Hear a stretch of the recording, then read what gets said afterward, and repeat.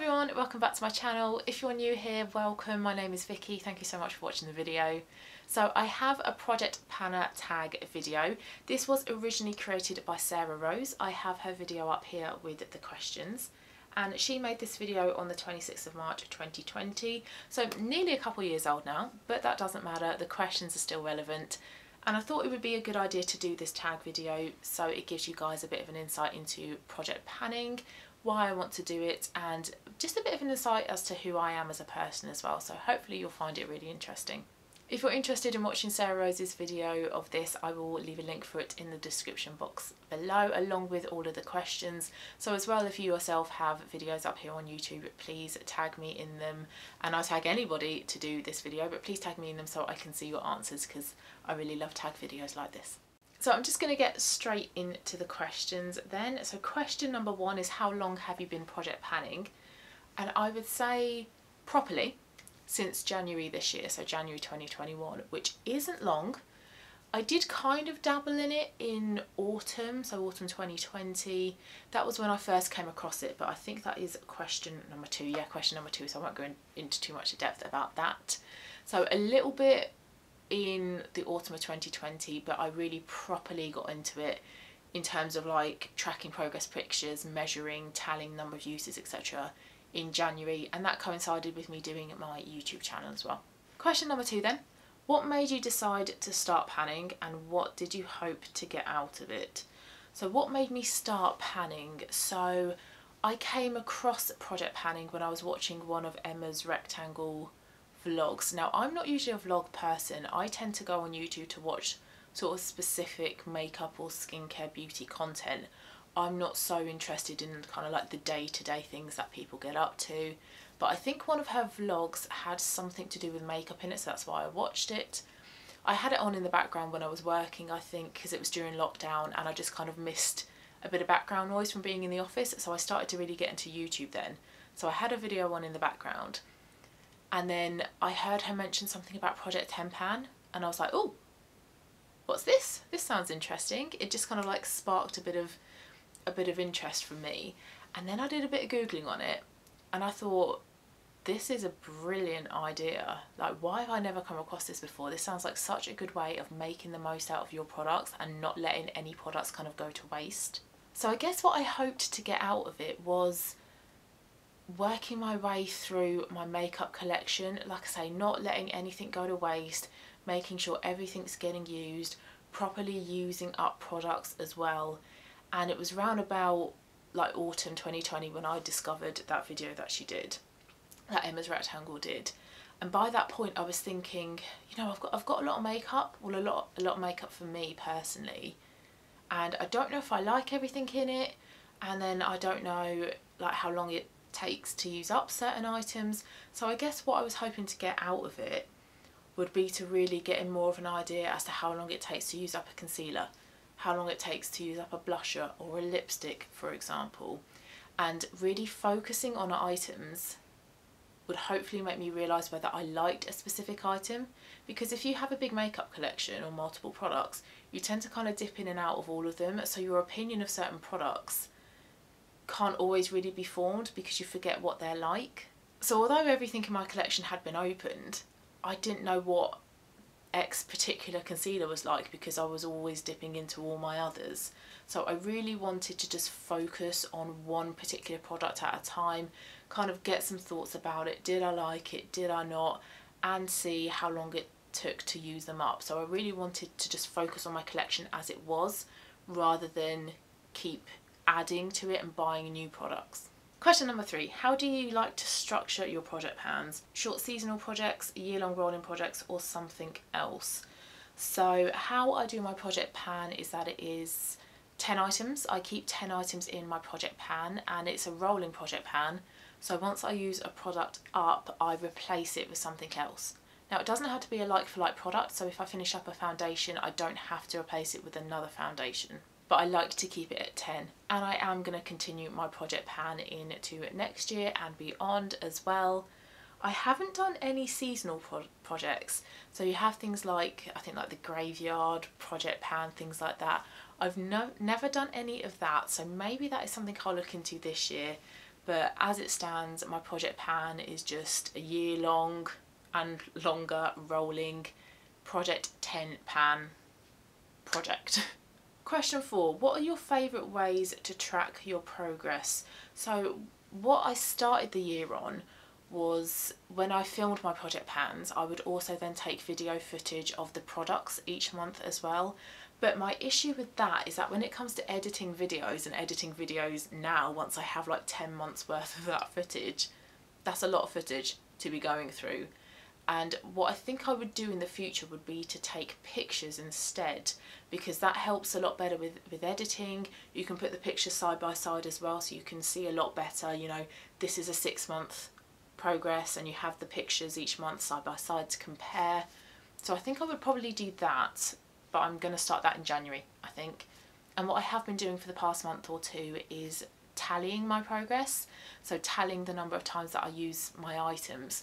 So for things like my Benefit 24-hour brow setter, because you can't see into the tube, you can't take a picture, you can't hold it up to the light and see, you know, how much product is left. There's no visible way of tracking your progress sometimes with items, so that is when I use the tallying technique. So I think that's what I will continue to do. I'll continue to tally all my products every month, and once January comes I will take some monthly progress pictures as well. Question number 5, what products have been the easiest for you to pan?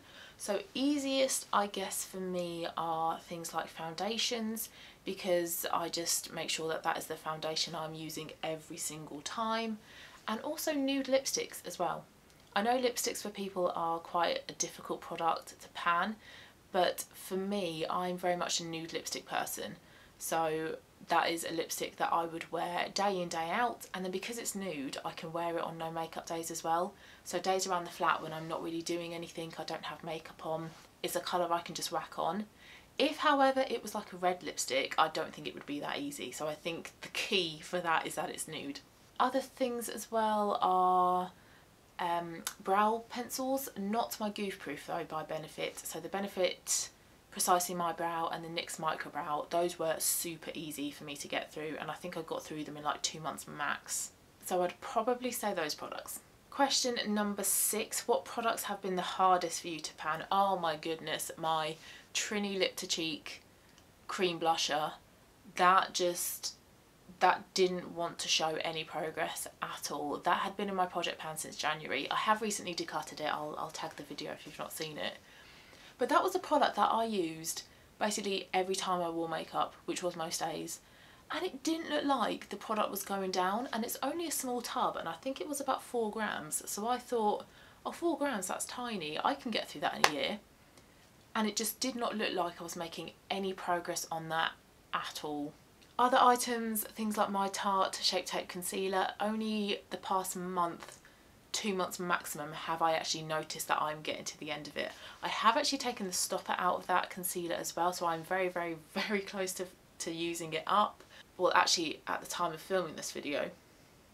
But that has taken ages, but that was pretty full at the start of the year when I introduced it into my project pan, so it kind of does make sense. Also my bronzer as well, so at the start of the year I had a Clarins bronzer in my project pan, and that was another item that just didn't want to show any progress on it at all. And also as well my MAC eyeshadow in Blank Type, I have recently repressed that, so I am getting very close to using it up, but because of the colour of the eyeshadow, it's very much like my skin tone, and I wore it all over my lid, so like from my lash line rather to my brow bone. I was expecting to get through that super quickly, but I didn't. Again, that was in my project pan since January, and it's taken me kind of like all year to nearly use up. Question 7, are there any types of products that you rarely or never put in a project pan? In terms of makeup, probably not. The ones that I haven't put in are primers, and that's just because primers are a product that I don't really own many of at all. But I would do foundation, concealer. I wouldn't put powders in, but just because I don't have many, I'm happy with the powders I've got, so I don't feel the need to pan them. No, I think in terms of makeup, I would put any kind of makeup product in. But if we're talking about products as a whole, The ones that I don't often think about putting in are hair care products, body care, skincare. When it comes to Project Pan, I'm still very much in the mind frame of it's only makeup items, and that's just not true, but that's just how I've always viewed project panning. So that is something that I need to work on for next year, actually, to look beyond my makeup collection and think, well, actually, are there any body care products or hair care products that I want to pan this year? Oh, and actually that feeds in quite nicely to question 8. Do you pan skincare or body care, or strictly makeup? So yeah, at the moment, strictly makeup. But I do have a selection of body care, hair care and skincare products that I want to use up by the end of this year. So in a way, that's a little bit like a project pan, even though I'm not treating it as strictly as my project pan. So yes, at the moment I am strictly panning makeup items, but I do want to include some skincare, hair care and body care in my project pan next year. And then question number 9, what is your number 1 advice for a successful project pan? Oh, number 1 advice. I have a few bits of advice, but I guess number 1 would be include items that you want to use. So if you have in your project pan, say, a red lipstick, and you're not a red lipstick type of person like myself, even though I have it on today, you're not going to want to use it, so you're not going to get your use worth out of it.